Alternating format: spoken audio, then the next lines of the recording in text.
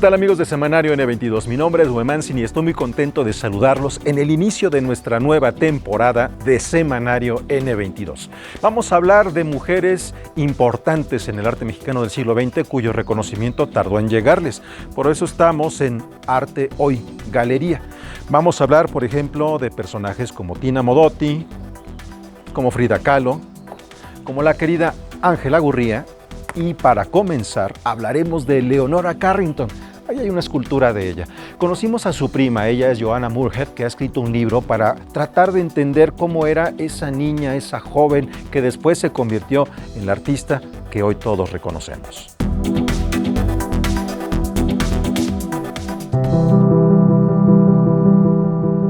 Leonora Carrington puso un océano de por medio entre su origen y lo que decidió ser.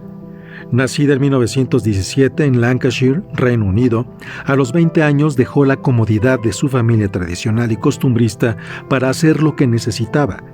Primero fue a Francia, donde se vinculó con el ambiente artístico del momento dominado por los hombres.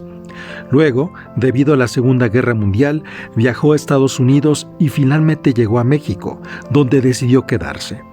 A 10 años de su muerte, Joanna Moorhead, periodista de The Guardian y prima del artista, único familiar británico con quien Carrington mantuvo contacto al final de su vida, la califica como una mujer del Renacimiento.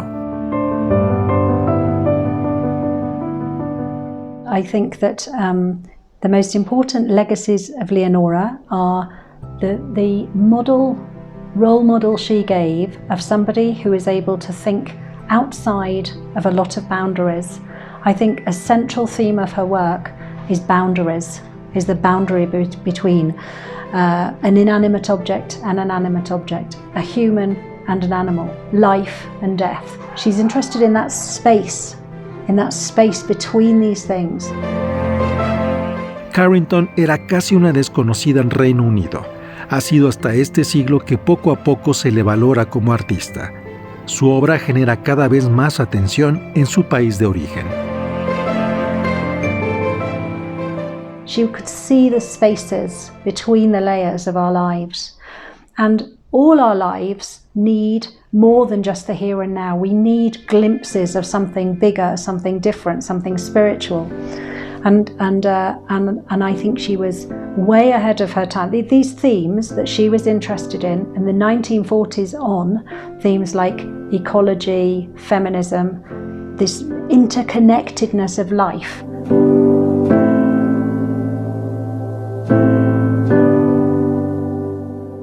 Fue hasta 2006 cuando Joanna Moorhead toma un avión y busca en México a su familiar. Carrington la recibe y retoma con ella el contacto. I think a part of Leonora did miss Europe, Britain, and indeed our family. That's my impression, and I have to be clear about that. For example, if you look at her novel, The Hearing Trumpet, you read there about a woman very late on in life who has found herself in a Spanish-speaking country for many years, and she yearns to return at the end of her life. Now, my view is, I think part of Leonora yearned for some of the things. So I think to have a connection with her British family at the end of her life was finally welcome. Joanna Moorhead publica el libro Leonora Carrington, una vida surrealista, donde describe más los orígenes del artista y la amistad que tuvo con ella en los últimos años de su vida. Ahora prepara un nuevo libro. This house that we're in now is going to be a big part of that book, but there were other very important spaces in her life. Going way back to the beginning of her life, she was much influenced by the houses in which she grew up, particularly a house in Lancashire called Crookie Hall, which was a Gothic, big, old house. Then another house called Hazelwood Hall, where she lived as a teenager. And then another very important space in her life was a house that I've also been lucky enough to spend quite a lot of time in the south of France. And in that house, she lived with Max Ernst for 2 years at the beginning of the Second World War. And there she created, as she did in this house, there she created some of her finest works. So I'm looking at that. That's my current project. En 2023 se celebrará una exposición importante reprogramada por la pandemia. En principio recorrerá ciudades de España y Dinamarca. A 10 años de su muerte, el reconocimiento a la obra de Leonora Carrington comienza a consolidarse en Europa.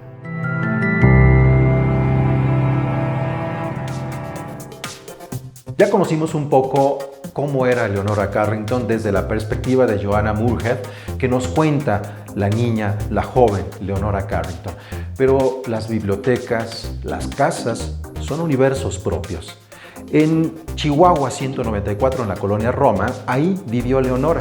Muchas artistas de su generación que estuvieron en París en los años 30, más o menos, por la guerra, la Segunda Guerra Mundial, tuvieron que mudarse a México, entre ellas Leonora Carrington y Remedios Varo. Leonora estuvo en ese predio de 194 de la calle de Chihuahua, que ahora es un museo administrado por la UAM. Vamos a conocerlo.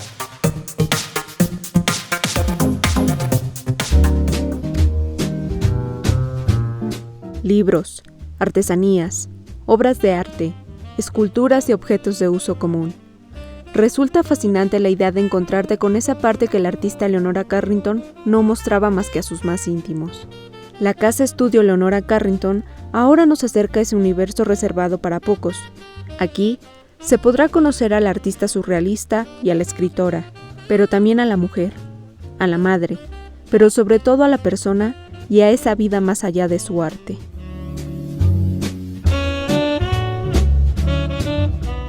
La Leonora Carrington con la que yo me encuentro es la Leonora Carrington de su casa, es la Leonora de sus objetos, que efectivamente es una Leonora poco conocida en el sentido de que sabemos que Leonora era una persona bastante privada, no le gustaba mucho la prensa, no le gustaba mucho recibir a gente pues que ella no conocía en su casa. Yo creo que tenía un cierto celo con respecto a ese espacio y también mucho celo de su vida privada.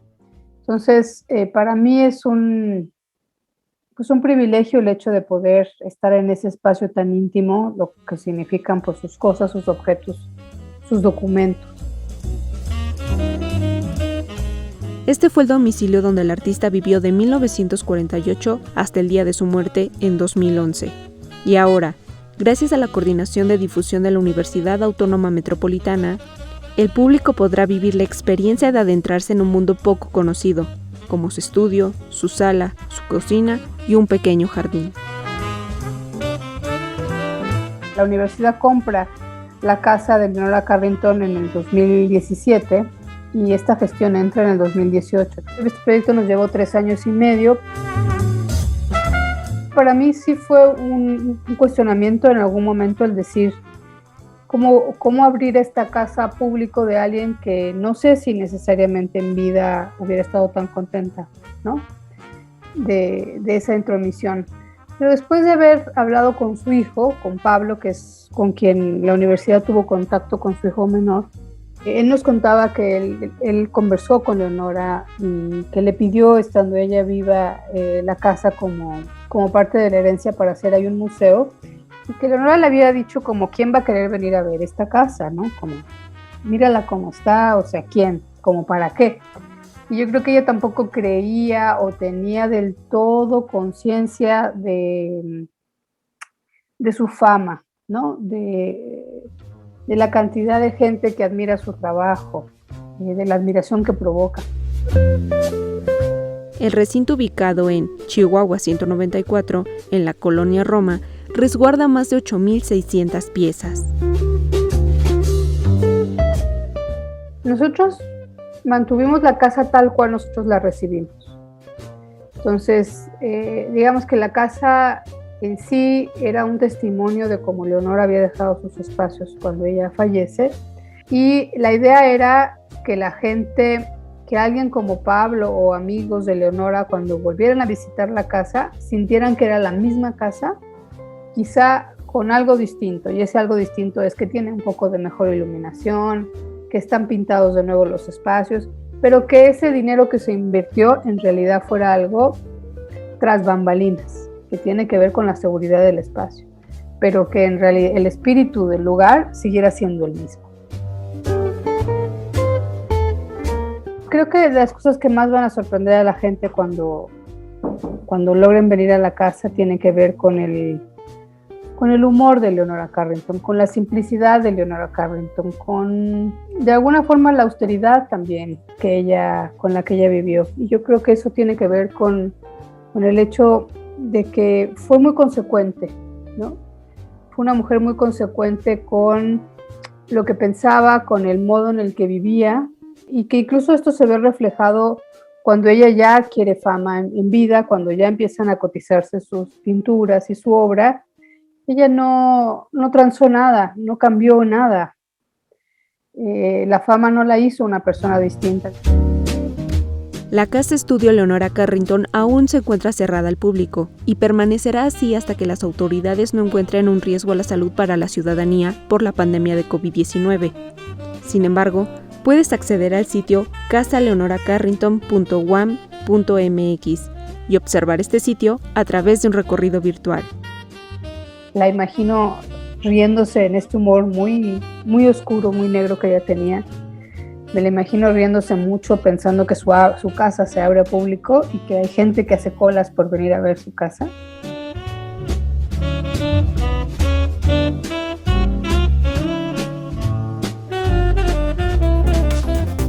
Si quieren conocer un poco más sobre la casa de Leonora Carrington en la colonia Roma, incluso en estos tiempos de pandemia se pueden hacer recorridos virtuales a través de internet, y todos los contenidos que hoy vamos a compartir con ustedes de estas mujeres artistas están de forma más extensa en Noticias 22 Digital, así que los invitamos a que nos visiten. Vamos a hacer una pausa. Al regresar hablaremos de Tina Modotti.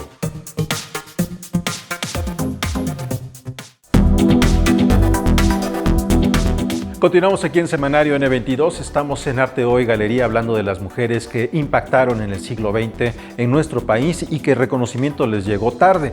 Ahora vamos con Tina Modotti, nacida en Udine, en Venecia, en esa región, en 1896, y que formó parte de la migración por la tragedia en Europa. Aquí la conocemos muy bien y reconocemos su trabajo, pero en Italia ha sido poco conocida, y es justamente el autor de este libro, Pino Cacucci, que ha buscado devolverle ese valor a Tina en su país.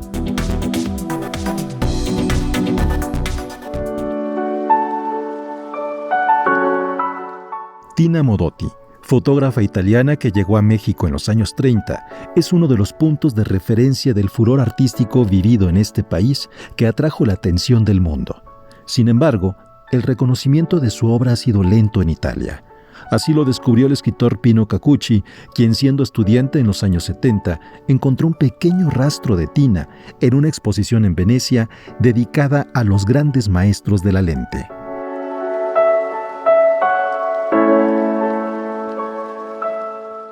Y ahí, en una sección, en unas cuantas salas dedicadas a la obra de Edward Weston, vi por primera vez en mi vida unos cuantos retratos de Tina Modotti, y leyendo abajo que decía Tina Modotti, fotógrafa, fecha de nacimiento, fecha de muerte, y nada más que eso. De ahí Cacucci buscó información de Modotti en las bibliotecas de Italia, incluida la de la Universidad de Bolonia, la primera universidad de Europa, y siempre tuvo muy pequeños resultados. Y no salió nada sobre Tina Modotti. Yo pensaba, ¿cómo es posible? Una fotógrafa que me la presentan como parte de la historia de la fotografía mundial y no sabemos nada de ella. Esa curiosidad la acompañó durante varios años. Fue en sus viajes a México a mediados de los años 80 que descubrió la vitalidad y presencia de las obras de Tina Modotti en museos como el Munal, donde se conservan fotografías que ella misma reveló.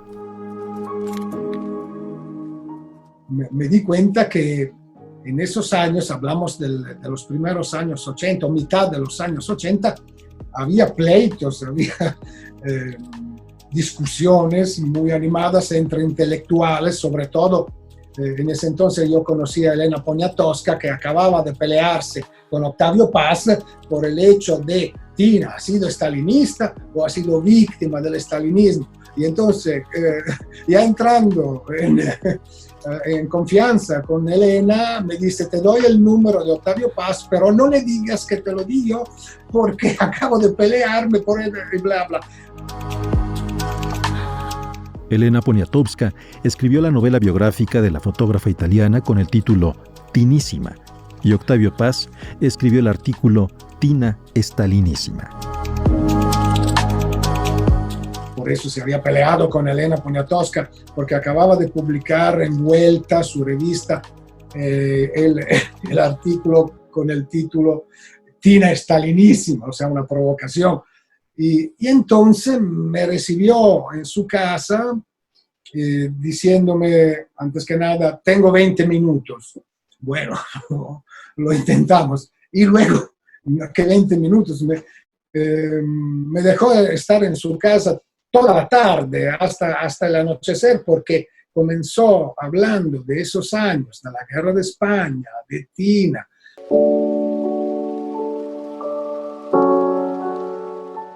Además de la información recibida tanto por Poniatowska como de Paz, Kikuchi continuó su investigación para dar a conocer en Italia la vida y obra de la fotógrafa. En 1988 publicó la biografía narrativa Tina Modotti, que ahora también puede encontrarse en México. Pero su fijación por Tina le llevó a escribir libros sobre otras grandes artistas como Naui Olin y Frida Kahlo, porque en ellas encontró algo que hoy le inspira. Había ahí pasiones que eran la demostración que todo lo que habíamos vivido nosotros en los años 70, eso ya había pasado en México en los años 20. O sea, comenzando con la palabra feminismo, la inventaron en México en 1919, se puede decir. Mujeres como Nelly Campobello o Antonieta Rivas Mercado, o sea, yo casi me reía pensando ¿qué creímos de haber inventado en los años 70 en Europa y en Estados Unidos cuando todo eso ya existió, no más que lo olvidamos.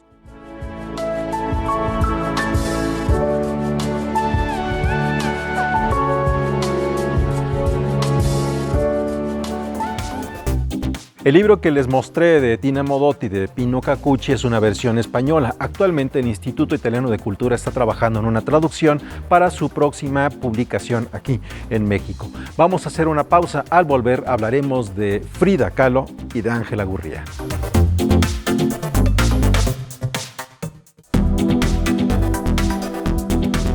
Continuamos aquí en Semanario N22 en Arte Hoy Galería y vamos a hablar de Frida Kahlo. Ella es un viaje a París en 1939 que significa el de todas sus rupturas. ¿Qué es lo que tuvo que hacer esta artista para poder convertirse en ella misma? Es lo que Jaime Moreno Villarreal nos cuenta.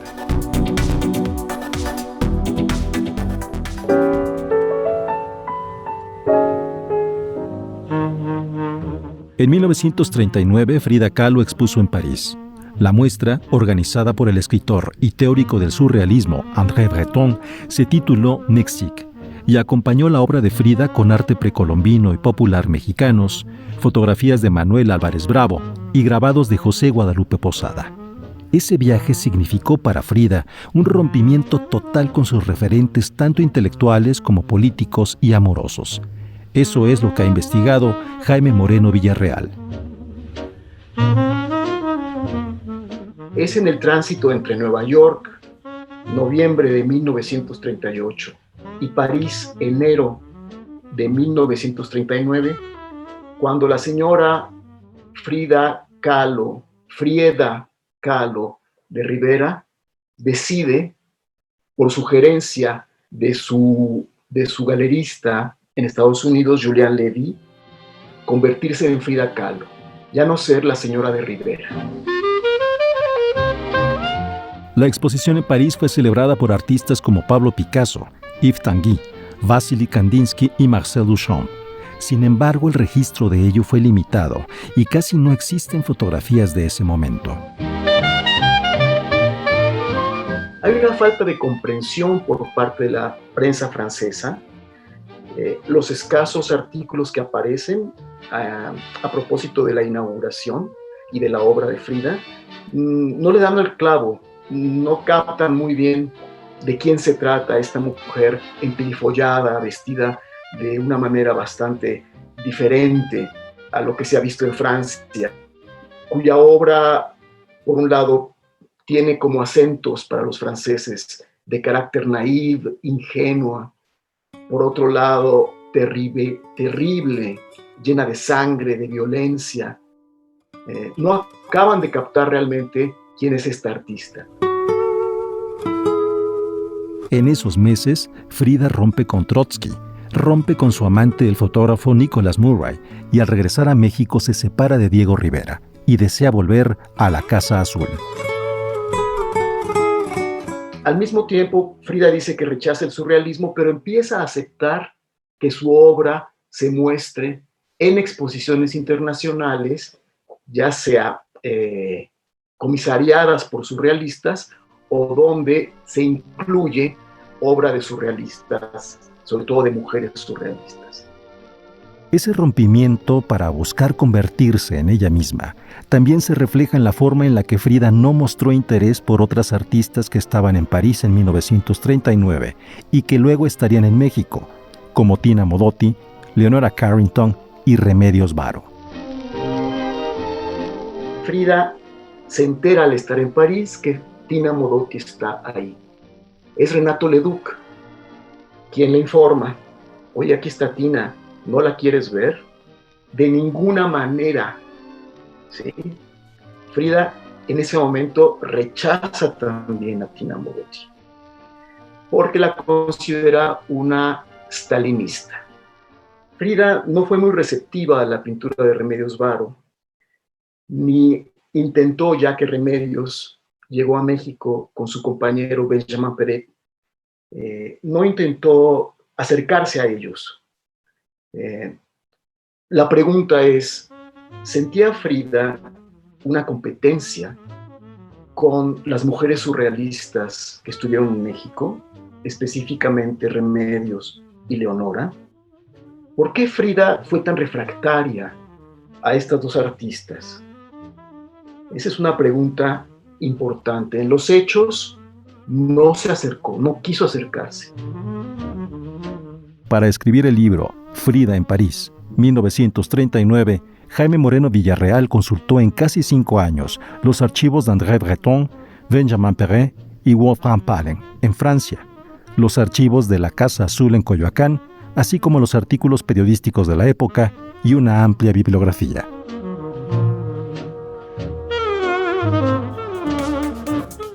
Y ahora vamos a hablar de Ángela Gurría. Cuando vemos de una manera panorámica el arte mexicano del siglo XX, están por supuesto los tres grandes, que sí son grandes: Orozco, Siqueiros y Rivera. Y después está esa generación de la ruptura. Pero hay muchos más artistas que participaron de esta conformación de arte mexicano. Entre ellos está Ángela Gurría, que es un periodo entre la escuela mexicana y la ruptura. Ella trabaja regularmente con arte hoy galería, es coyoacanense, y recientemente se le celebró una retrospectiva. Vamos a conocer un poco más de Ángela Gurría.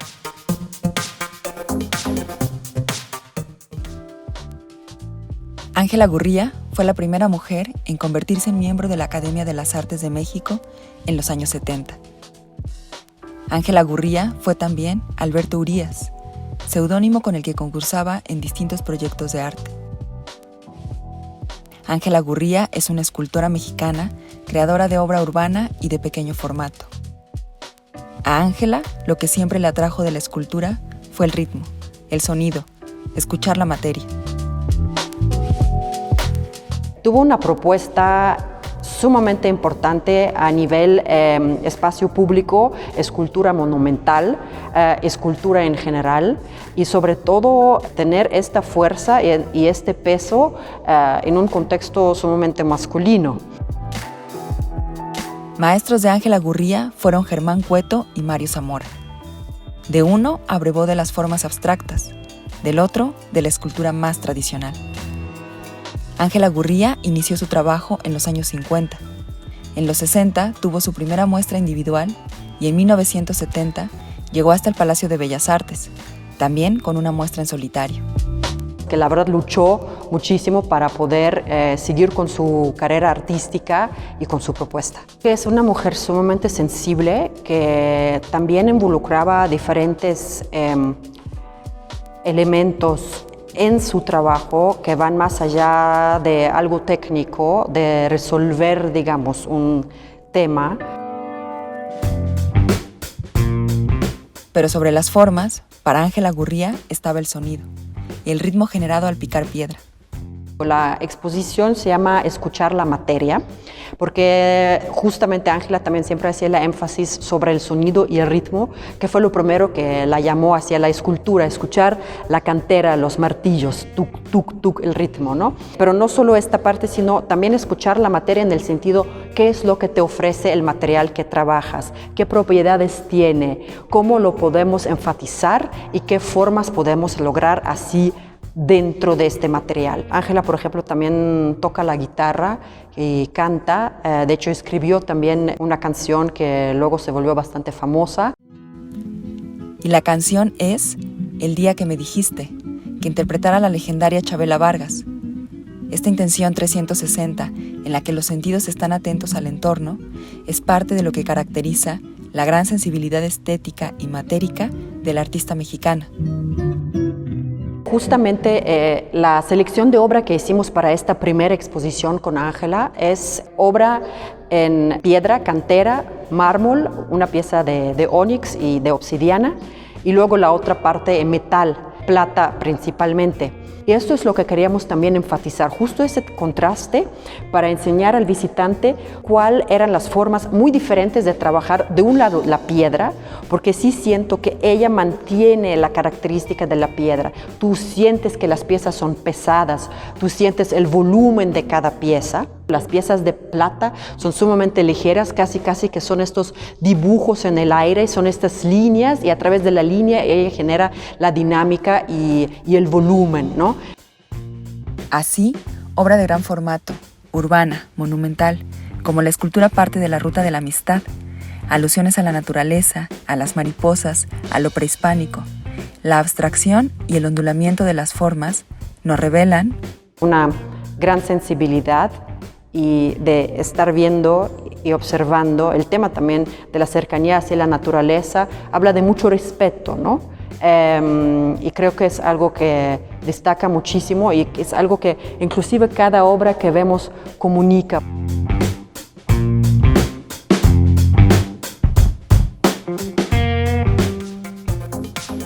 De esta manera llegamos al final de Semanario N22. Muchas gracias a Arte Hoy Galería por recibirnos en este programa en donde hablamos de mujeres importantes que han sido reconocidas y mejor valoradas su vida y su obra en este siglo, tanto en sus países como en el mundo. Nosotros estamos arrancando temporada, tenemos ya muchos programas preparándose, así que los invitamos a que no se pierdan nuestra siguiente emisión.